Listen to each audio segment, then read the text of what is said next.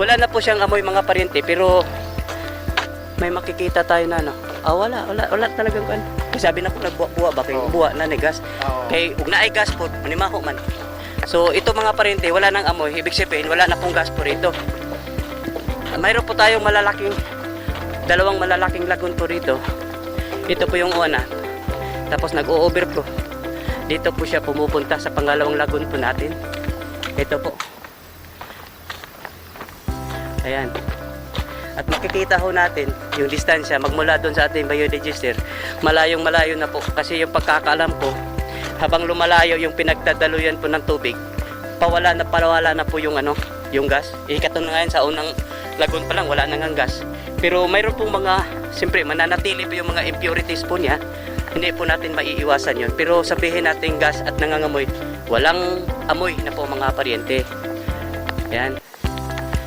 Ito po yung pangatlong lagun po natin, maliit. Ayan. Ito po yung pangatlong lagun. Ayan. At magmula rito, pinapump out na po ito doon po sa ating eco farm. Doon sakto dyo correct, no? Ang level niya wala pa ni atong panan ato ning solusyonan. At ipapasilip ko rin ninyo mga paryente yung po ating water treatment facility. Wala naman ni gamita rin, no? Di naman sa ni kapuan ko engineer.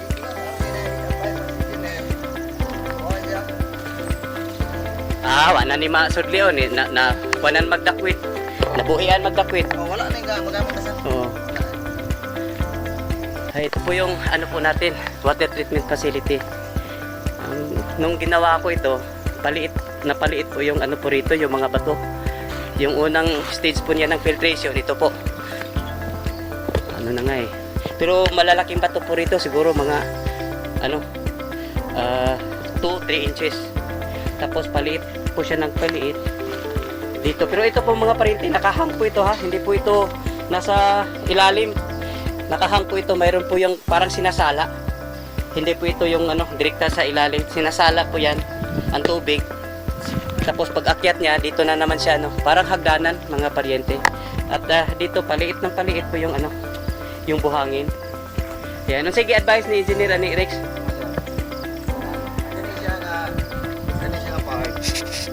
Kung ano nasa distansya nga 1 meter nga bakante. Para di siya maawas. Nya ang maguna dagong bato. Mo na siya. Dagong bato. Nagkagamay. Kaya ani ba? Dagong bato. Dagong bato. Yun, ilang sa dagong bato, usa pa ni pino. Okay. Sakto po, pero di na nato makuha kay kuha naman murag chintar mo siguro niyang kuha ni. Pero kasi nakahang ni siya. 1 meter to Di mada. Di mada. Nya ang kante ko sila ka bato. Di mada. Kuwang ni kita sa unog kato. Pero sa tinuod lang di naman ni siya kay at wa naman tay labay. Wa man tay labay ato magigamit dito kani practically wala na gini gamit. Kasi sa mga tali sa kung pwede mo mangayo ang sample lang diin. pwede kini ra po. I-explain na nato nga wala man tay discharge, wala man tay labay. Wala man tay labay sa wala tay wala actually bawal man ginang labay sa pa pero wa kita recycle ni tanan. Pakita alas tubo niya ana dito. Gamit na to. Kani di na siguro mga isang sample sa kay naggamit. Wala naman ni man tay labay. Labay nahug man tag zero waste. Zero waste naman. Zero waste wala man yung labay gigamit man na to. Actually perting nindota kay atong gigamit sa kuan wala lang ingon nga gilabay siya ba. Gigamit na to kuan. Abono dito nga mo bitaw nila gamitan.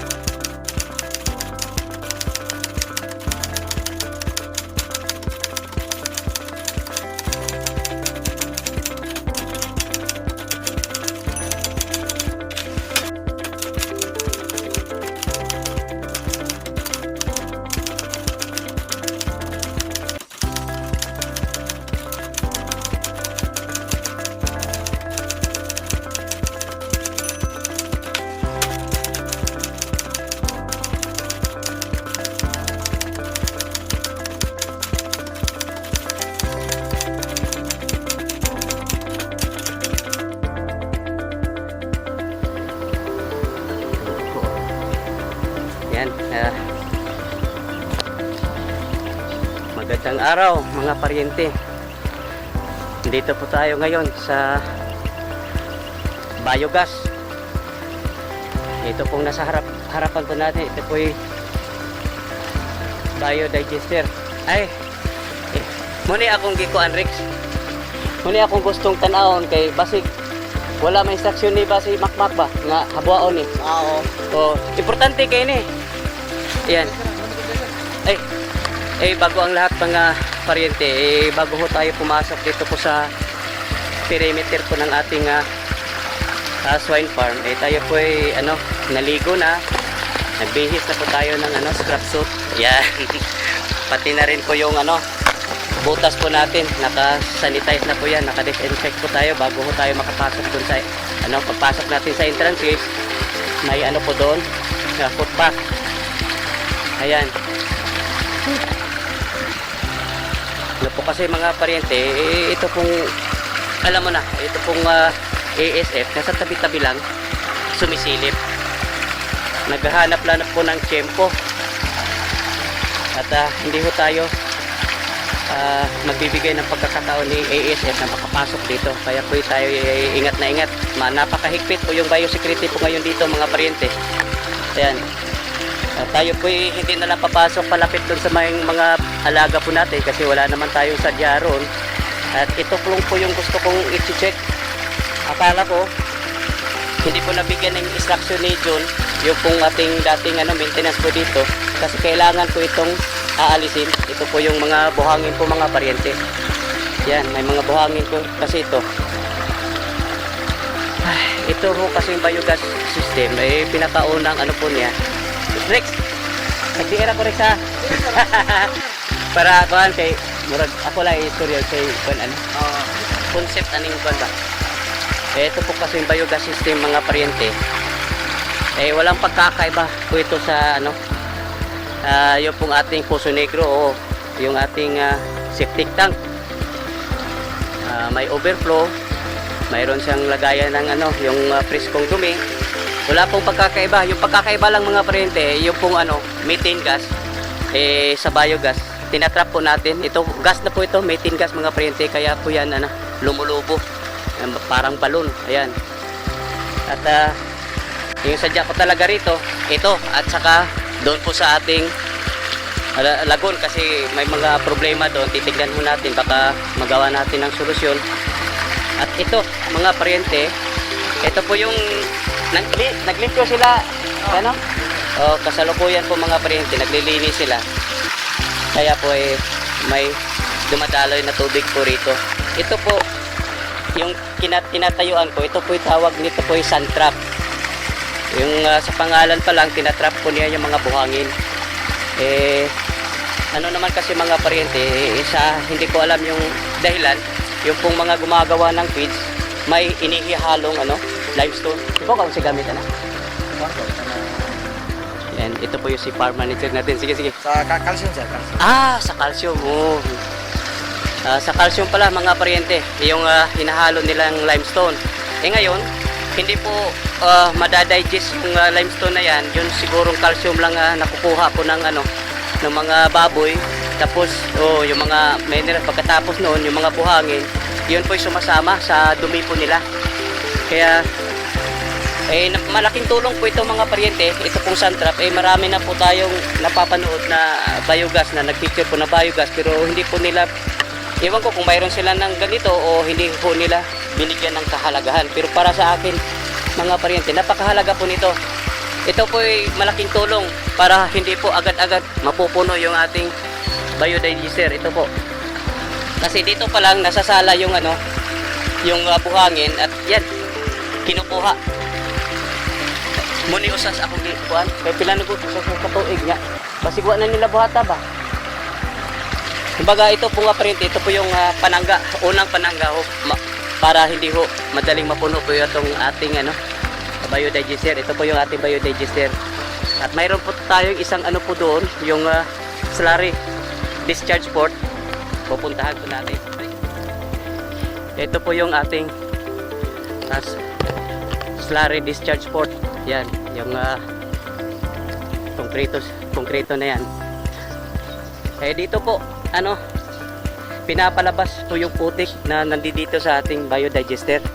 Ang nangyari po kasi mga paryente, yung pinakailalim po nito ay putik po, putik. Tapos yung tubig naman niya nasa ibabaw lang. Tapos may tinatawag nila na anaerobic reaction, yung mga dumi na convert yun into gas. Kaya yung gas, yung methane gas, nandito yun, natatrap po dito. Tapos habang tumatagal, ito ay lumulubo ng lumulubo. Tapos habang ito ay lumulubo ng todo, pinupush po niya pababa. Kumbaga mayroon po siyang pressure. Habang pinupush niya dyan, doon sa ilalim,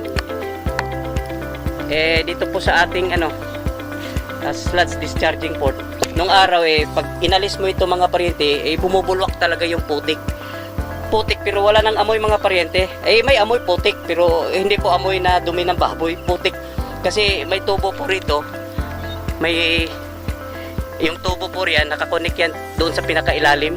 Siguro mayroong isa o dalawang tipa doon sa ilalim. Kaya pag tinanggal mo ito, pag inalis mo ito, lalabas po yung putik po niya. At yung mga putik na yan, dito pumupunta. Ang tawag po natin dito mga paryente, ito po ay drying bed. Ito po ay drying bed. Dito po pumupunta po yung putik at pinapatuyo at dinadala natin po doon sa ating eco farm para po gawin nating pataba.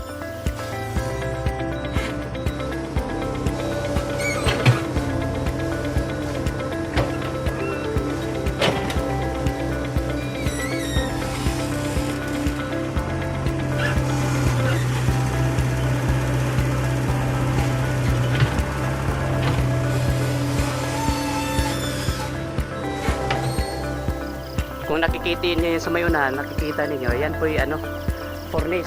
Ano yung term niyo, Anirix? Incinerator. Kasi nga po mga paryente, ito pong methane gas, hindi po ito basta-basta bibitawan kasi nakakasira po ito ng ozone layer at bawal na bawal po yun. Kaya ang ginagawa, yung pinakadulo po nito, sinindihan para pag safe na po siya.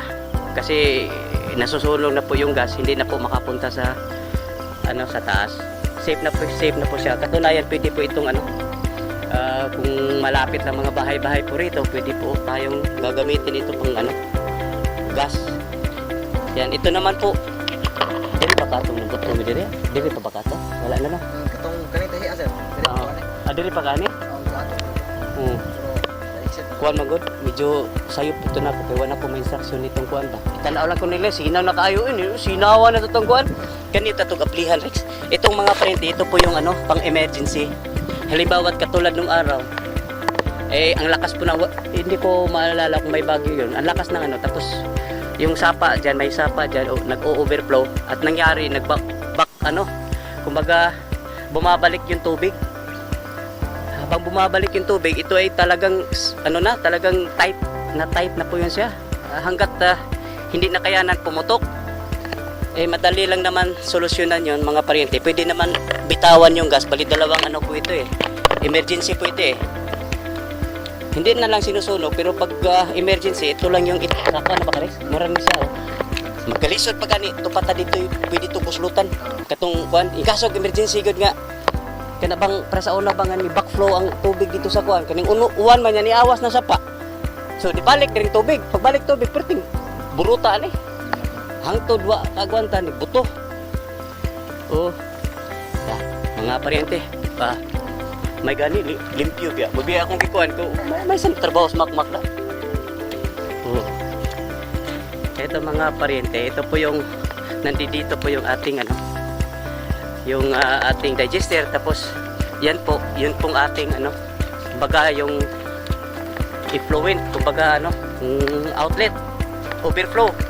Nandito po yung overflow papunta doon po sa ating sa Taagi Rex Rex. Punta tayo po doon sa ating unang lagon. Mayroon po tayong 3 lagon po dito. Ayan. Pero kadahog di ako nga puan. Yung kulabong na siguro kayo kay basig. Kuan-kuanan may natagad gani makmak. Siguro ko na sir, basi nga. Baga ba? Mo gyud, mo akong usay gyud. Kay ug dili na hawa ng kilid puy ag kon kito na ato ko. Moy ka disgrasya. Di na ba ta ka pwedeng magsudra na kay di wa tay gamit. Pero bilib ko na nalimpyuhan kong makmak ba. Ito mga paryente, ito po yung pinaka unang lagon, mura gani sa Quantex. Nagubas na guys, sir.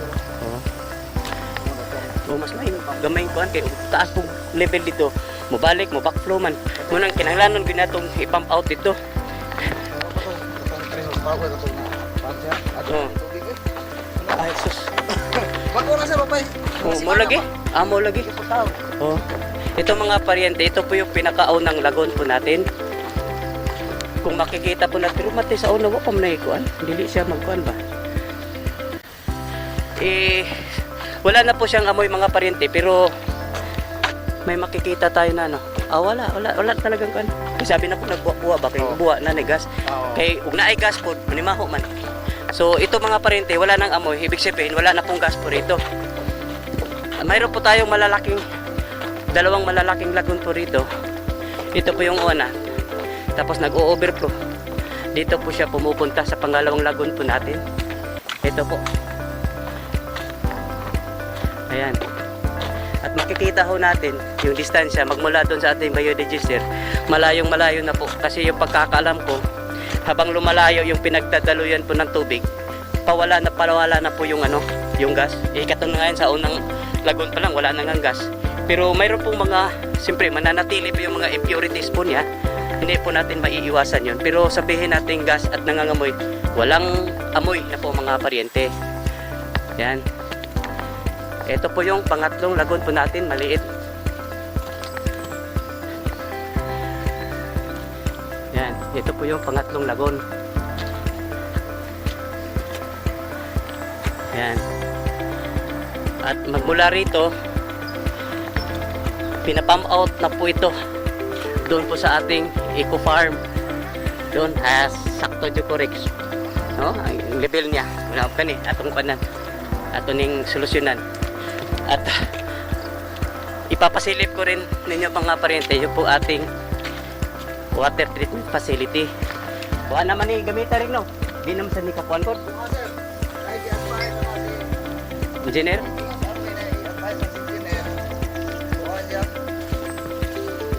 Wala ni masudli on na kuanan magdakwit. Nabuhian magdakwit. Wala na nga magamit na sir. Oo. Ito po yung po natin, water treatment facility. Nung ginawa ko ito, napaliit po yung po rito, yung mga bato. Yung unang stage po niya ng filtration, ito po. Na nga eh. Pero malalaking bato po rito, siguro mga 2-3 inches. Tapos paliit po siya ng paliit dito. Pero ito po mga paryente, nakahang po ito ha. Hindi po ito nasa ilalim.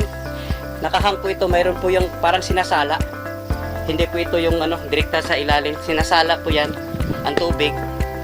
Tapos pag akyat niya, dito na naman siya parang hagdanan mga paryente. At dito paliit ng paliit po yung yung buhangin. Yan. Sige, advice ni Engineer ni Rex.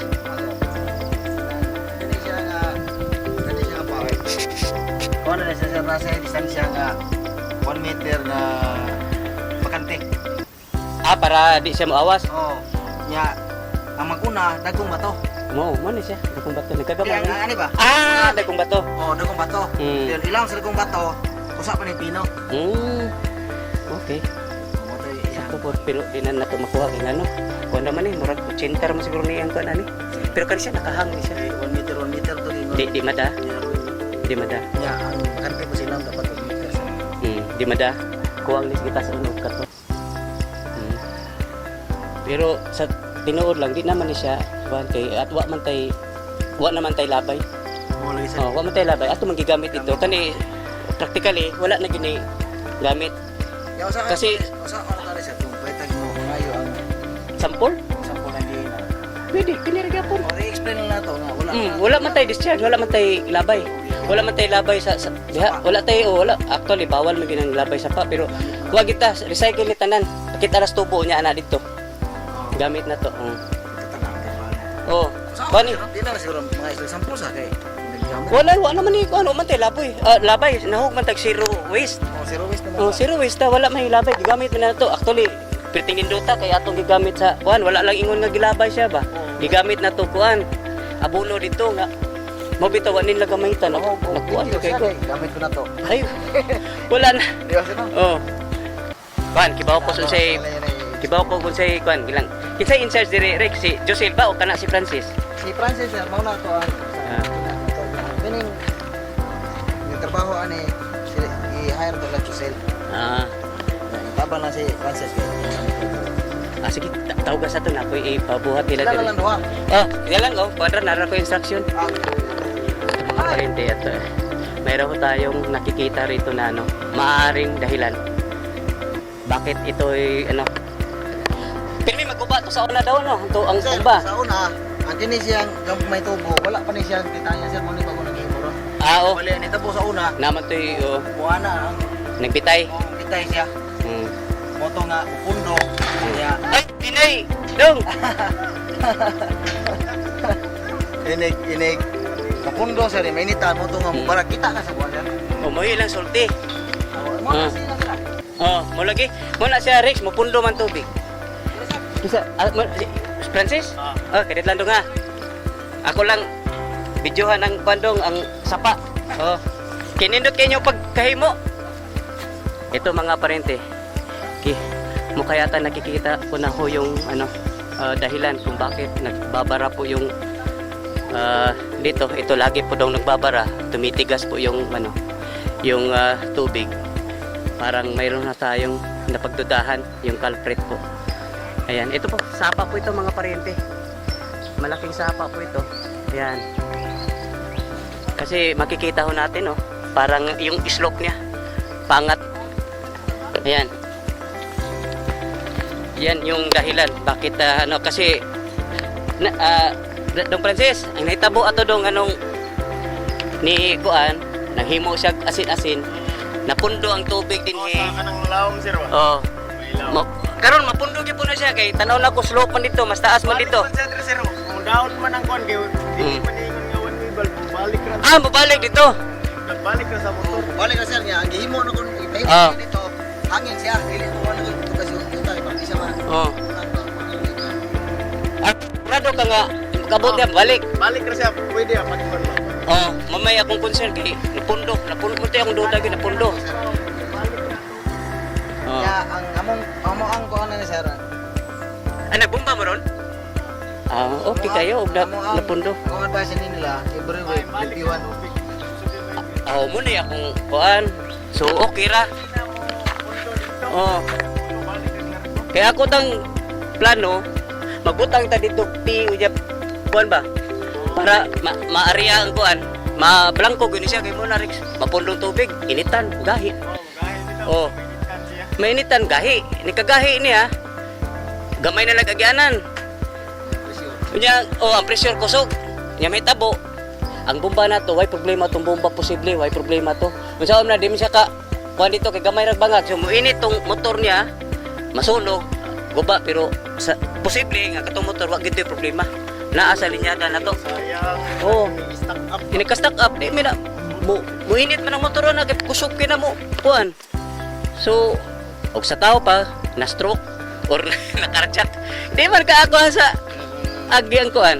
So dili na kaya akong plano ta dong. Ako tang butangag kuan baga kana bitong drain niya drain. Pero og babalik siya okay ra gyud kayo. Balik ra man siya. Balik siya oh. Oh. Oh. Sa una ya. Naa di ay oh. Laod asa. Oh sige lang okay ra ihipos lang oh. Tapos pikas ka tong motor para dito ra sa Katong mag-ubas dito. dito kay butibot ron. Isipte rin niya ning kuan ipasipte nila. Ganitong ba ipasipte ni dong ha kay magamit ra gyud na mga tigi-tigi ka kuan. O kuan na ibutang na dito. Kasi pagkuman ng linya. Oh dito to ko gapos look likod ing ko normal na ba ka sila? Sir, Oh. okay kung sir. Oh. Ang sakit bugson na yun. Ang tumasok. Ito kaya naman ang motor. Rick, Kung ano na padari nga ako. Kaya perte nindota. Actually perte nindota. Ang ako girik gi wa ko pa meeting ko katong meeting nako gi himo ko dito lagon pod nga gamay ra gud mas maayos sir. kay para kani din hi makuan gani dito niya ako man gamiton dito kanal irrigation ba for irrigation nga kuan. Nindot kin tubiga. Ambot lang ka ba? Wa mo gid si, wa mo gid nila gamita kay sa na kumabaso hadlok sila. Pero para na ko sa smart Rex. Sustansado pa tayo ni. Kila may bawaan ra niya na kay di sa nato gamiton, asam na to. Nga di na ko buhat kaysa may buhat. Oh, problema. Oh, bito nang nimo na diya kay problema ko sa una. Ako ala sir. Mangga. Di man siya madrikta gid dito sa magpundo dito sa tubig. So kanang yuta, filter na siya. Dire lang ka yung Filter. Ayo yuta dili ko ano. Ano na sa patsi. Aris kini. So dili siya ka nahog ang kanang yuta mo na siya. Actually, mo'y akong gamiton nung tadiya sa atong water treatment facility. Yung pinakain ko niya ba, gawas atong charcoal, ingko, di gini magpwede. Kung ano mo, pundo gid ang tubig. Eh, siyempre, hinay biyayang ko ano niya. Sa una pa po, ang plano mo na nako diri, kanang libre di, ibalik na ko dito ba. Para pwede mo na pang limpyo good, cleaning. Nya, magamit na sa kagbomba. Malikramon. Mahal. Nga, pwede na magkuhan dito. Bye. May quiz lang yan eh katong. Katong mag-inom niya kulit-kulit mga. Ano saan? Oh. Ano sir? May nga 45 at dito Dili kayo, kan ilbo 90 no? Pwede na, mo ano mo, 45, duwak 45 sa usaw. O do ka 45 sir. Sa usaw para, Tangtang kay kini sir. ay, ito pangtang.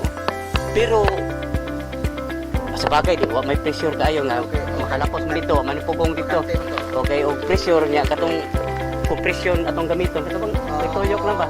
Matang-tang-tang man to. Mutang-tang to, o pressurize niya, o mani-pressure, kay lapos mo dito. Hangin sir. Hangin man siya dito. Pwede rin ito, Rex. Para dali lang po nila magkuhan. Dong! Mang, ari ko kadit, Mang!